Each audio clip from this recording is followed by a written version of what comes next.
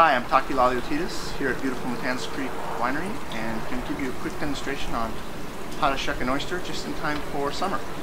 Make sure you get your oysters from a reputable fishmonger. Depending on your preference, I like smaller oysters as they're a little bit easier to shuck and consume. When you get them home, give them a little rinse with a firm bristled brush.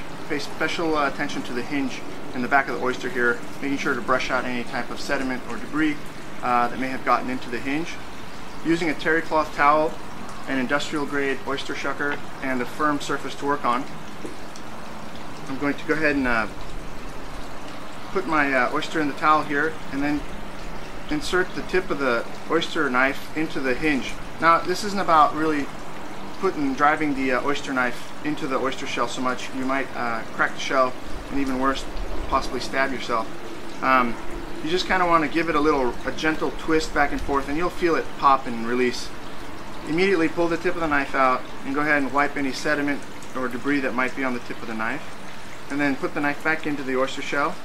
Give it a very kind of clean slice across the top of the shell, releasing the abductor muscle from the top of the shell, and then we're going to go ahead and do the same thing to the bottom.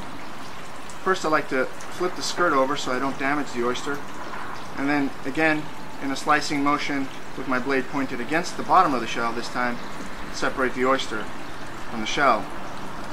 Once I've got that, I'm just going to give it a little flip, turn it over to the beautiful side, this pretty side of the oyster, and this oyster is ready to enjoy. I like to enjoy my oysters with a nice cold glass of Matanzas Creek Sauvignon Blanc. And here to talk about our wines is our winemaker, Marcia Monahan Torres. Hi, Taki. How are you? Good. Here I have a Sauvignon Blanc Matanzas Creek from Sonoma County. And what I like about the Sauvignon Blanc is that it has a crispiness and high acidity. So it goes remarkably well with the oysters. Here the Sauvignon Blanc Matanzas has a extraordinary aromatics. A lemon, you can find also some grapefruit, lime.